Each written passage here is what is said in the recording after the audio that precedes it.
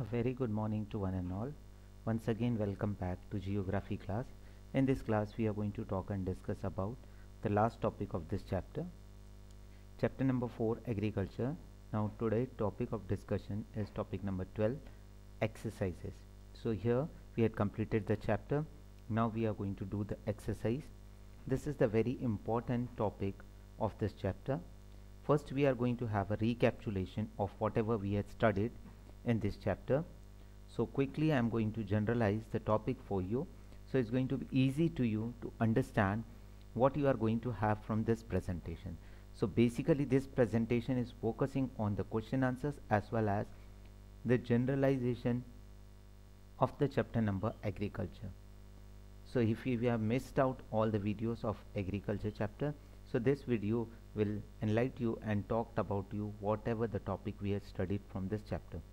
Let's go to have a quick recapitulation from this chapter. Chapter number 4, Agriculture.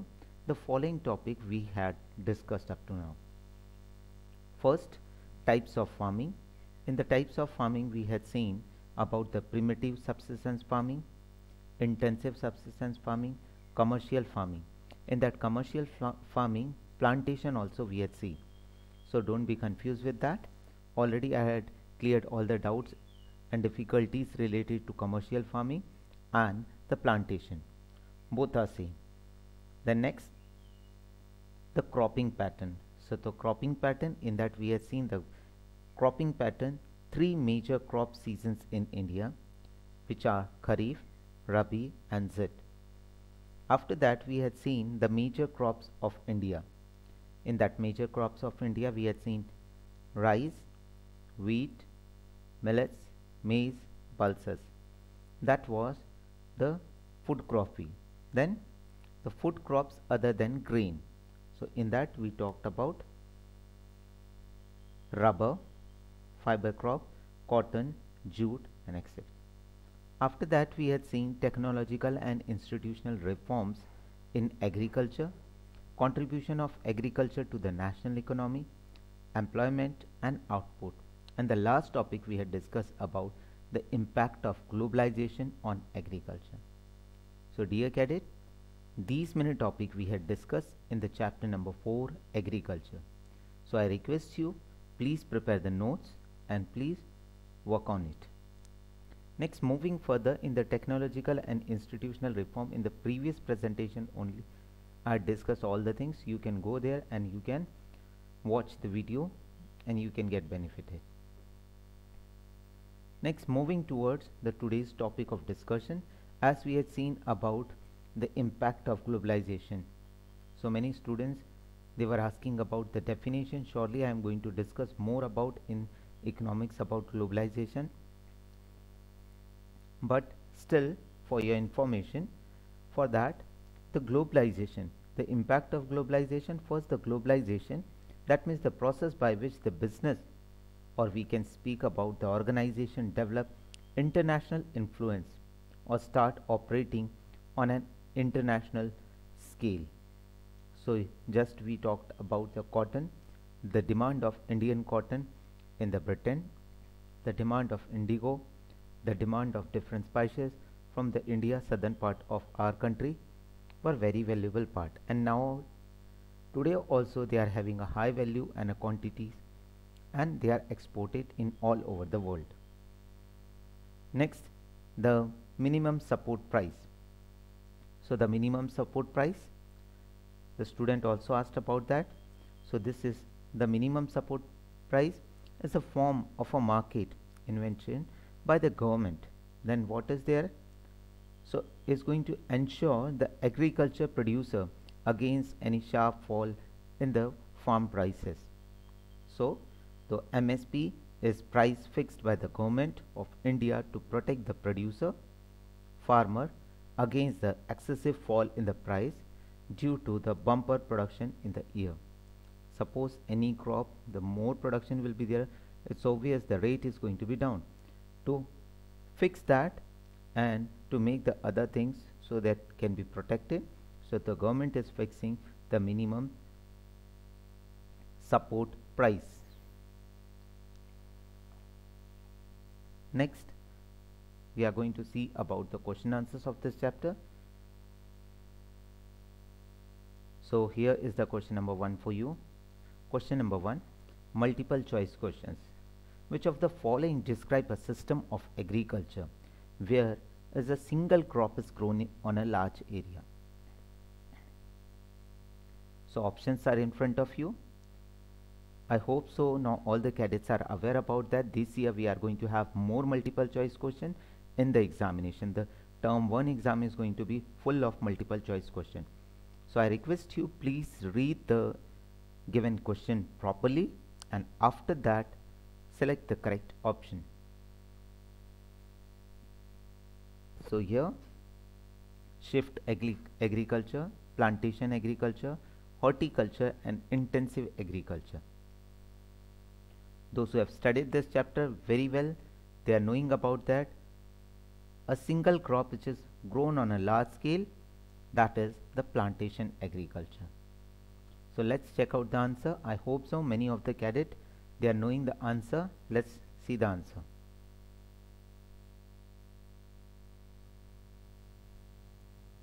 So B, plantation agriculture is the correct answer, because in plantation agriculture we are growing a single crop on a large area, just like the tea, coffee, rubber, banana and many other crops are there. Next, moving toward the question number 2.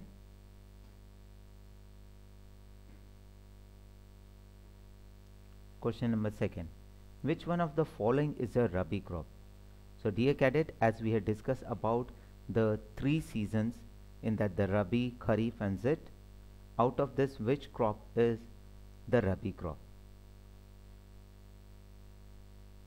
I hope so your answer you have selected. Please see all the options: rice, gram, millets and cotton.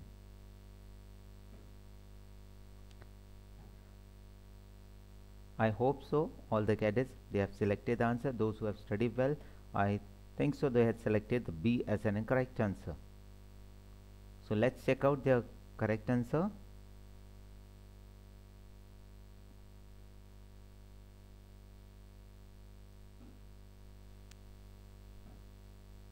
Yes, you are correct. The answer B, the gram is the Rabi crop, because rice is the Kharif crop, millet is the Kharif crop and cotton is also the Kharif crop.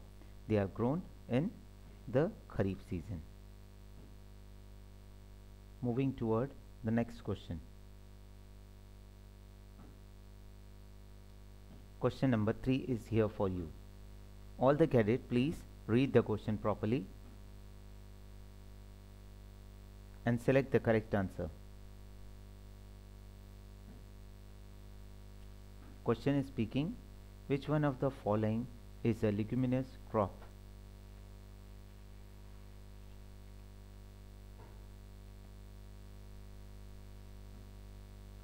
So here,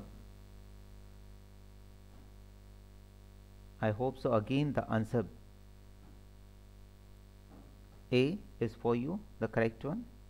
Let's check out the answer. So yes, it's correct. Pulses are the leguminous crops. When we were discussing paragraph wise from the chapter, already we had seen the pulses are the leguminous crops. Next, answer the following question within the 30 words.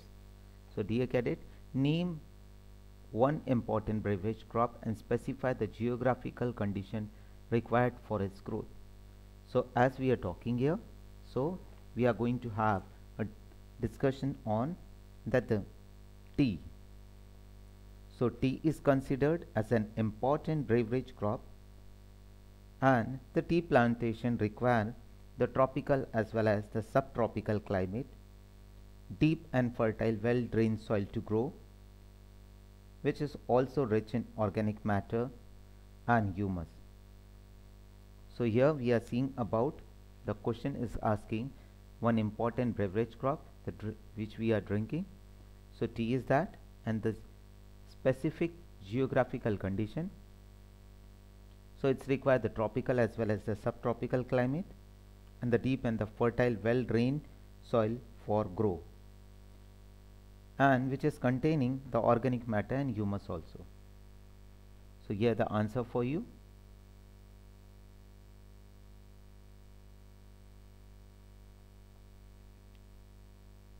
Please go through the answer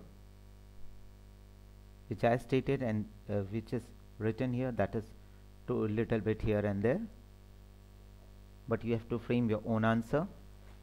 Just like the tea is also an important beverage crop introduced in India along with coffee.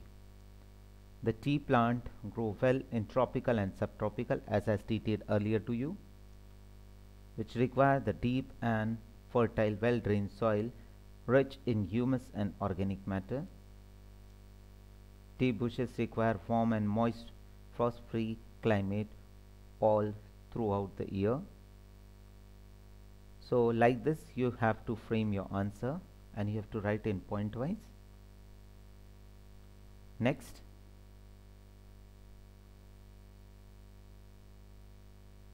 the cadet, you can write the question as well as frame your own answer and then you can send it to me. Let's check out the second question. Name one staple crop of India and the region where it is produced. So here we are going to understand about the one staple crop. So that's a very important, you are eating in your daily dishes. So here's the answer for you.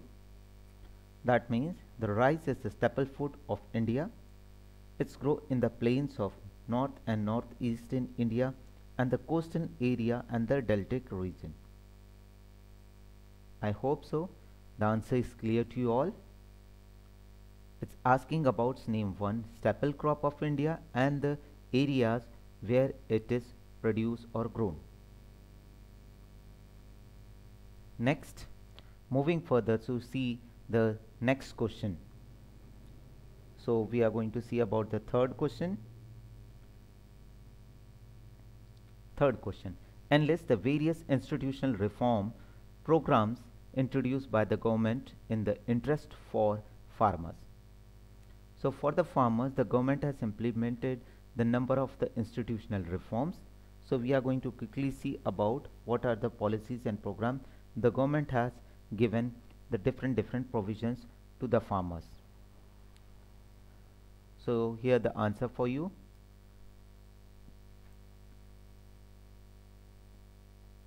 Okay, you have to write in the point wise, just like the abolition of zamindari pratha, consolidation of the small holding, provision of the crop insurance against the drought, flood, cyclone, fire and diseases, establishment of Grameen Bank, cooperative society, Kisan credit card, personal accidental insurance scheme, and the bank for providing the facility to the farmer at the cheapest or the lowest rate of interest. Then MSP, right? So like that, all the point you have to place in this one because it is speaking to you. Enlist the various institutional reform program introduced by the government in the interest of farmers. So for the interest of the farmers, these all are the institutional reform which already we had discussed in deep in our previous presentations. Now this is the answer for you. Please highlight the specific points. As I am having the limitation for the slides, so I had placed like this, but you have to write in point wise. I hope so the question is clear to you.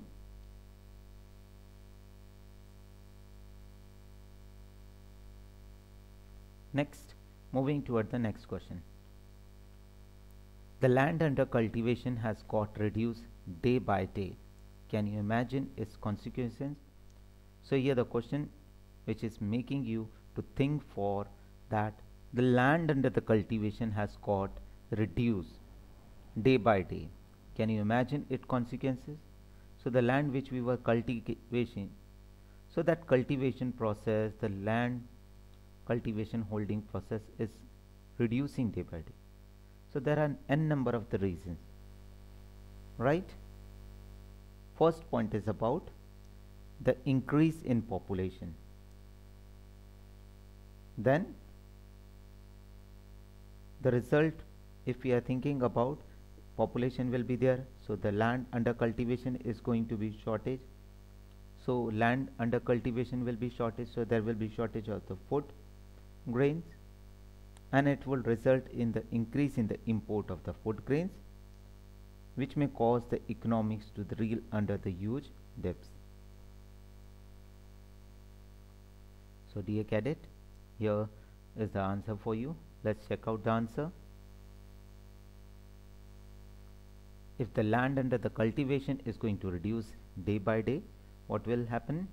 So they are going to be no longer self-sufficient, and it's a requirement of food grain. That means the shortage of food grain, just it is stated downside, and the landless labor would outweigh the rank of unskilled employed workers in India. More farmers will switch over to the cultivation of high value crop. The short of food, that means there will be a great shortage of the food.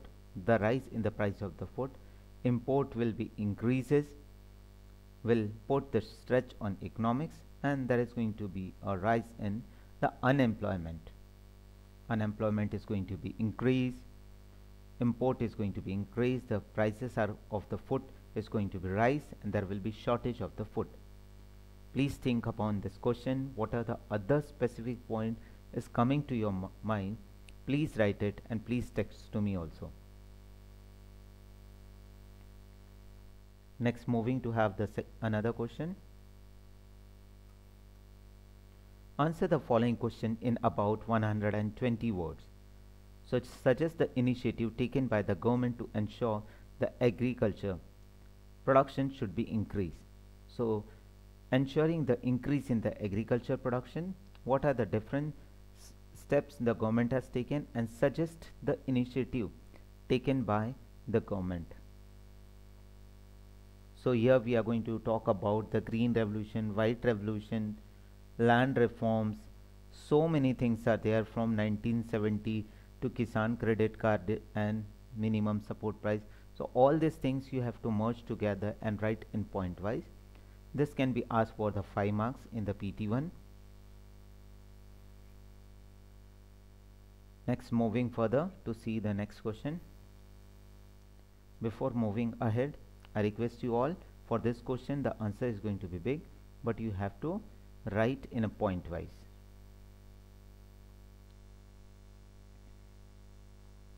Right? These are the suggestions.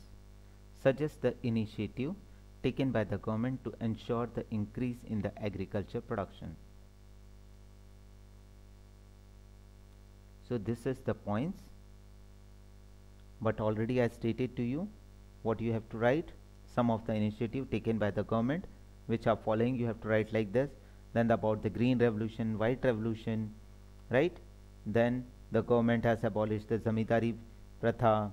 Then the 5-year plan, there was a land reforming, right? And the other benefits from this program, because suggest the initiative taken by. So the question is asking like that, and after that you have to suggest your own answer in this way. Describe the impact of globalization on Indian agriculture. So on Indian agriculture, what is the impact of globalization? So as we has already studied about the impact of globalization in India, could be the trace back to the colonial period, which means about the export of the cotton and the spices. That means the raw cotton and the spices from India, right? Next, moving further to see the 1917 Champaran movement and so on. So like that you have to highlight few points here. So please check the answer.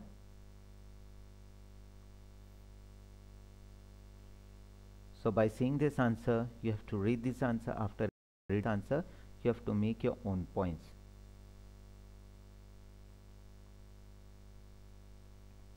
Moving toward the next question. This is the last question. Describe the geographical condition required for the growth of rice. So here The kharif crop, which require the high temperature. Everything is given in this slide. Please read it and frame your own answer. You can take the help of the textbook also. After preparing the answer, please complete your all note and let me know. Lastly, I want to thank to each and everyone for watching this video. Till then, be safe and secure. In the next presentation, in the videos, we are going to talk and discuss about economics, chapter number 2, sectors of Indian economy. Thanking to one and all.